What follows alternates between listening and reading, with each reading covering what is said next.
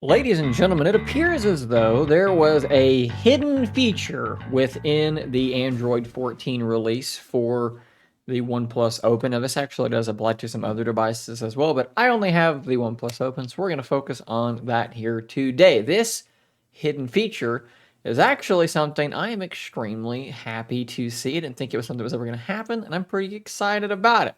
I use Google Photos pretty much exclusively. It is how I back up all my photos. I have pictures going back to like 2015 on that account, or maybe even actually earlier than that I've uploaded. The dates aren't correct, but trust me, I have thousands and thousands of photos on Google Photos. But as good as Google Photos is, sometimes on your device of choice, the inbuilt or built-in photo gallery app can actually have some worthwhile features.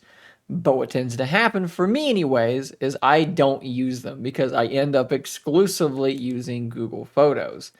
Now, with Android 14 on your OnePlus Open, you might be able to have the best of both worlds. So we're looking at my OnePlus Open now. I'm going to show you exactly how this works. First thing I'm going to do is I'm going to go to my Photos app. This is the built-in one, and I'm actually going to clear storage on it so that I can show you this entire process. And what you should see is basically this. I have one photo actually on my device. And that is one of the big ways that this is sort of restrictive for me, because if I go to Google Photos, I have photos going back to 2015 all at my disposal. And if I want to grab one of these photos, I can quickly edit it and do whatever I want. But if I want to do the same thing and use some of the tools that are in the built-in photo editing app, I need to go to Google Photos, download it, and then jump over to this app. It's just annoying. Now that is gone because you can go into your settings and you should see this option appear there, backup to Google Photos. If we click on this and we toggle this box,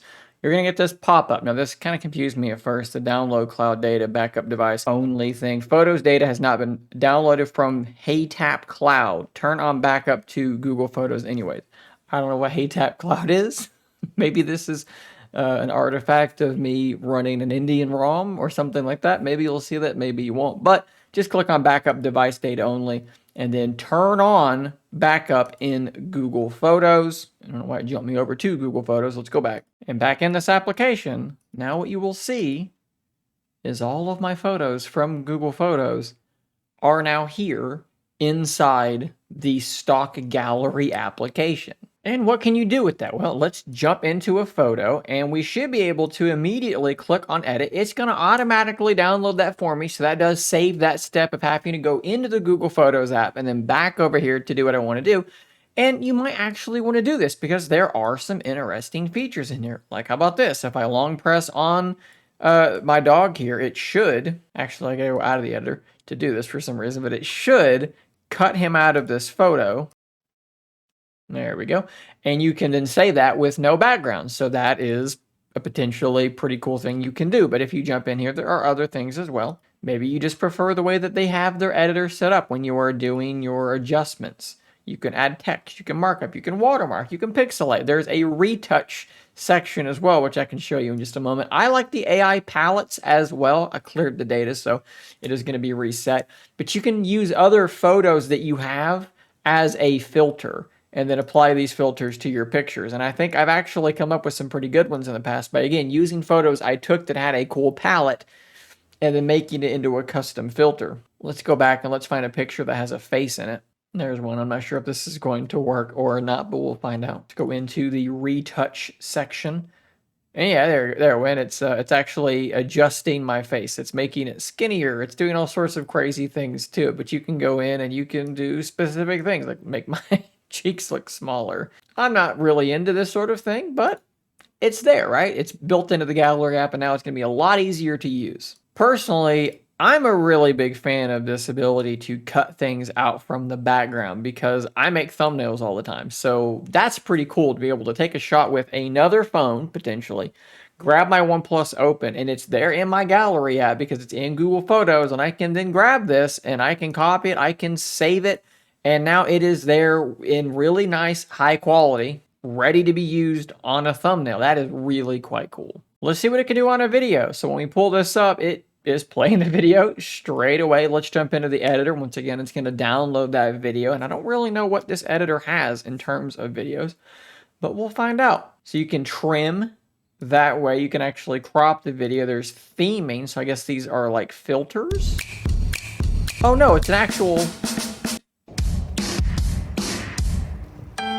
It's like a little preset for the video. That's kind of funny. Soundtrack, effects, speed, text, and watermark. What are the effects? Let's add an effect. Jitter. Oh. Well, I don't like that at all, but it's there. And of course, one last thing I need to touch on. I just made this little background removed image. If we go into Google Photos now, you'll see it's there as well. So it's not like doing something in that app. Of course, it's on your phone, so Google Photos will see it, and it's going to upload it just the same. So you could realistically, truly, just use this gallery app now if you wanted to. And of course, it's the gallery app that's linked into your camera. You take a picture. Of course, my phone is pointed at a table.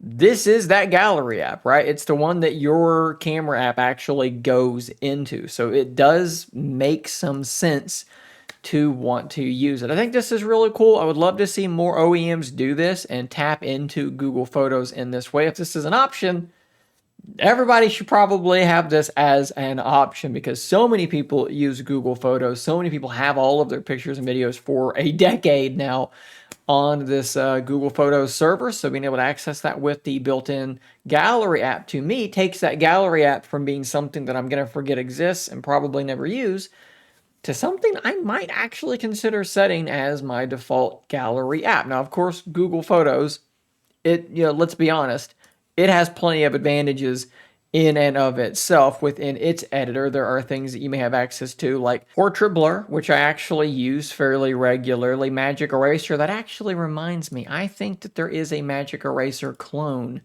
inside the stock gallery app as well. Did I mention that? Eraser. Let's do a quick comparison of these two. We'll try and do the same thing. So we're going to outline this, although I don't know if you outline on this one. You don't. You actually just color it. So that is different. You just actually want to color it out. Let's get rid of that blade of grass. That's what that looks like. If we go back to Google Photos, let's do the exact same thing. And we will circle it because that's how it works on Eraser. It's going to try and find the edges and get rid of it. So which one do you think did a better job? I think that they're fairly comparable. I think Magic Eraser might be slightly better, but one thing that Google Photos definitely has is that portrait blur effect. And we'll just use this photo quickly because it doesn't have a portrait blur on it, and I'll show you kind of how that looks. Basically what I'm getting at here is that there's good reason to use both of these. I think that that's, not so bad, right? Let's actually hit done on that. I think that's a pretty convincing effect. So you've got two gallery apps now that both are at least somewhat viable. So guys, let me know what you think about this in those comments down below. Do you actually think you might start using the stock gallery app? Maybe you already were. Do you want to see this functionality spread to other devices? Like, hey, Samsung, maybe you could get into something like this too. Hit those comments, guys. I'll see you on the next one. And until next time, stay nerdy, my friends.